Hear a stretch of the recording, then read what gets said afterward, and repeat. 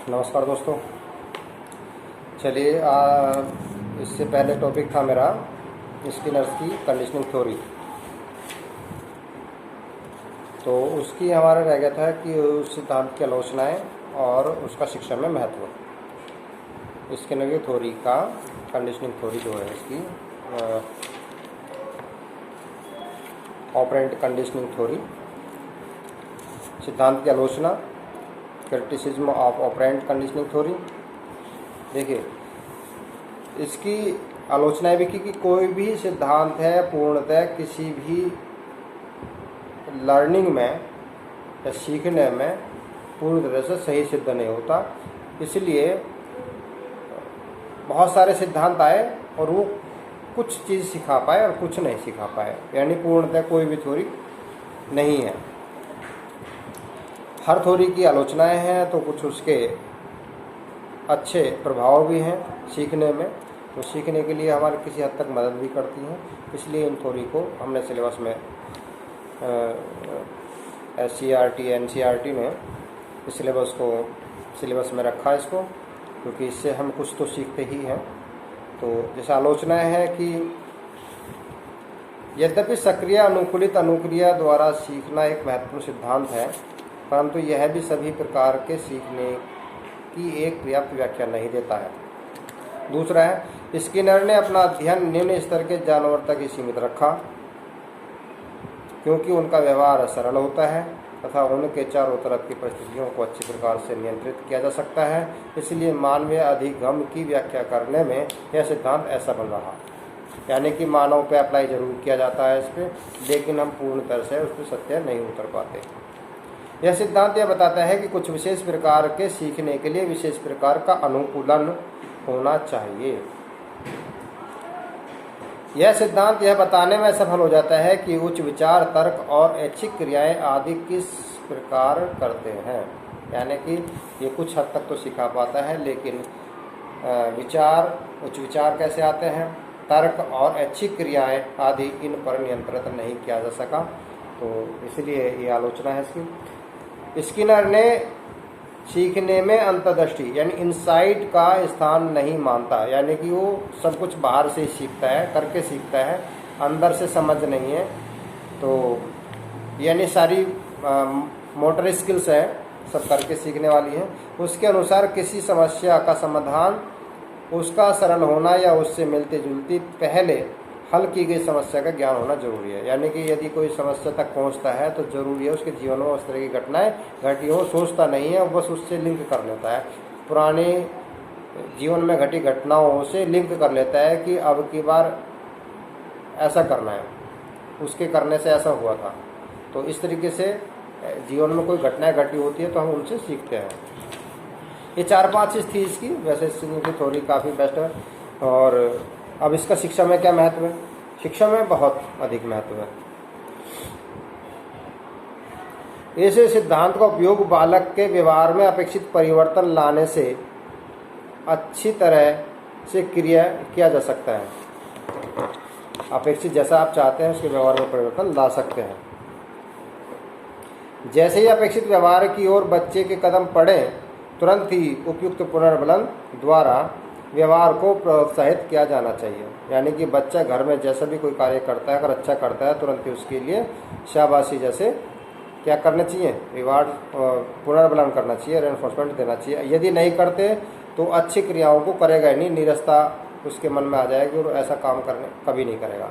यदि गलत करता है तो भी उसे नेगेटिव रिस्पॉन्स देना चाहिए, और अच्छा करता है तो पॉजिटिव रिस्पॉन्स देना चाहिए, ताकि उस काम करने में उसकी क्रिया शक्ति बढ़ जाए। अतः बालक के सही और उचित कार्य का प्रबंधन मुस्कुराहट और सहानुभूति से भी दिया जा सकता है। इस सिद्धांत के अनुसार वांछित और अच्छे व्यवहार का पुनर्बलन पुरस्कार देकर किया जा सकता है, और देर करने से प्रभाव कम हो सकता है। इसलिए कार्य करने के 5 सेकंड के अंदर उसको रेनफोर्समेंट दे देना चाहिए, ताकि उसकी काम करने की शक्ति बढ़ जाए और अगली बार अच्छा काम करे। इस सिद्धांत का प्रयोग जटिल कार्यों को सिखाने में किया जा सकता है। स्किनर ने अपने प्रयोग द्वारा चूहों और कबूतरों को ऐसी अनुक्रियाएं सिखाई जो उनके सामान्य व्यवहार से परे थी। ठीक इसी प्रकार व्यक्ति का व्यवहार इतना जटिल होता है कि उसे वांछित दिशा में एकदम बदलना संभव नहीं होता, उसे धीरे धीरे सिखाया जा सकता है, यानी कि छोटे छोटे टुकड़ों में उसको सिखाया जा सकता है। स्किनर की यह मान्यता शिक्षण में अत्यंत उपयोगी और विशेषकर वर्तनीय ज्ञान और उच्चारण में है, यानी कि कोई भी कार्य एकदम से नहीं सिखाया जा सकता और उसके कंटेंट को टुकड़े टुकड़े में तोड़ करके सिखाया जा सकता है। ठीक है, ये बड़ा ही महत्वपूर्ण है क्योंकि लीनियर प्रोग्रामिंग और ये इसी सिद्धांत पर आधारित है। इस सिद्धांत के अनुसार अनुक्रिया की उत्सुकता, उपयुक्तता एवं कार्य की सफलता अभिप्रेरणा का सबसे अच्छा स्रोत है। अभिप्रेरणा से बच्चा जल्दी सीखता है और चूहे कबूतरों को भोजन की प्राप्ति का अच्छा अभिप्रेरक था, इसलिए बच्चे को क्रिया करने के बाद में एक कुछ प्रेरणा के तौर पे शाबाशी या कुछ अन्य लालच देने वाली चीज़ें अगर दें तो बच्चा जल्दी सीख जाता है। स्किनर ने सीखने में पुनर्बलन को बहुत अधिक महत्व दिया है। इसमें रेनफोर्समेंट का 3 ही चीज़ें हैं सबसे इम्पोर्टेंट क्या है, आपका उद्दीपन, अनुक्रिया और पुनर्बलन। उद्दीपन, अनुक्रिया और पुनर्बलन, तो 3 चीज़ों पर ही सारी थ्योरी है, ये मान के चलो आप। तो इसने शिक्षण में अभिक्रमित अनुदेशन प्रणाली तथा शिक्षण मशीनों का प्रयोग इसी सिद्धांत पर आधारित है। इस प्रणाली में छात्र अपनी गति एवं क्षमता के अनुसार सीखता है। छात्र तभी आगे बढ़ता है जब उसका सही उत्तर द्वारा पुनर्बलन हो जाता है, अन्यथा नहीं सीखता। इस प्रणाली में संपूर्ण विषय वस्तु छोटे छोटे खंडों में विभक्त होती है। छात्र एक खंड से दूसरे खंड की ओर तभी बढ़ता है जबकि वह पहले खंड को सीख लेता है। यही बात शिक्षण मशीन में भी है। स्किनर ने इस सिद्धांत के अनुसार छात्रों की प्रगति का ज्ञान उनके सीखने की गति में तीव्रता लाता है, यानी कि यदि उसको यह ज्ञान हो जाए कि मैंने कितना सीखा है तो सीखने की ओर गति बढ़ जाएगी।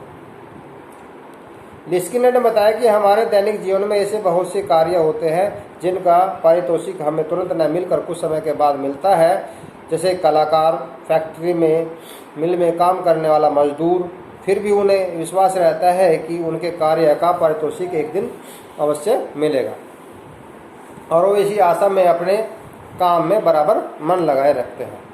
इस सिद्धांत के अनुसार अधिगम में अधिक से अधिक सफलता तभी मिल सकती है जबकि सीखने की सामग्री को इस प्रकार आयोजित किया जाए कि सीखने वाले को अधिक से अधिक सफलता तथा कम से कम असफलता मिले, तभी सीख पाता है। यदि उसे पता चल जाए कि इसके काम करने से मुझे फ़ायदा होगा तो मैं इस काम को सीख पाऊंगा, वरना नहीं सीख पाएगा। इस सिद्धांत के अनुसार विद्यार्थी में किसी प्रकार का व्यवहारगत परिवर्तन के लिए कई सोपानों से गुजरना पड़ता है, किंतु शिक्षक के पास इतना समय नहीं होता कि वह वांछित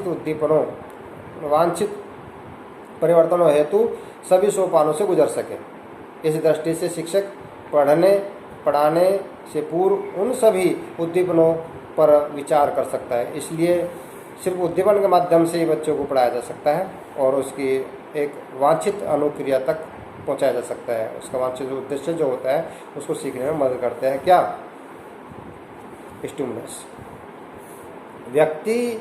व्यक्तित्व के समुचित विकास के लिए सिद्धांत का भली प्रकार उपयोग किया जा सकता है। स्किनर हम अपने आप में वही होते हैं जिसके लिए हमें प्रोत्साहित या पुरस्कृत किया जाता है, जिसे हम व्यक्तित्व कहते हैं, और कुछ नहीं बल्कि समय समय पर उन पुनर्बलनों का परिणाम है जिससे हम और हमारा व्यवहार एक निश्चित ढांचे में ढल जाता है। हमारा व्यक्तित्व क्या है, हमारे बचपन से लेके अब तक का किया गया पुनर्बलन ही तो है, उसका परिणाम ही तो व्यक्तित्व है। यानी कि आपको काम करते वक्त जिस तरह से फीडबैक मिला हो या रेनफोर्समेंट मिला हो, उसी के आधार पर हमने अपने व्यवहार में क्या कर लेते हैं, परिवर्तन कर लेते हैं, और वही हमारा व्यक्तित्व होता है। इस सिद्धांत के द्वारा मानसिक रूप से अस्वस्थ बालकों को भी प्रशिक्षित किया जा सकता है। उदाहरण के तौर पर कोसोरन नाम की एक महिला मनोचिकित्सक ने एक 70 वर्षीय बूढ़े व्यक्ति की, जिसने 50 वर्ष की आयु में अपनी आवाज़ खो दी थी, लगभग 25 दिनों में 75% आवाज़ वापस ला दी थी। इसी सिद्धांत से मनोविश्लेषण विधि में असफल रहने के बाद उसे क्रिया प्रसूत अनुबंधन के इलाज के माध्यम से ठीक किया गया। इस सिद्धांत अभ्यास और पुनरावृत्ति पर बल देता है।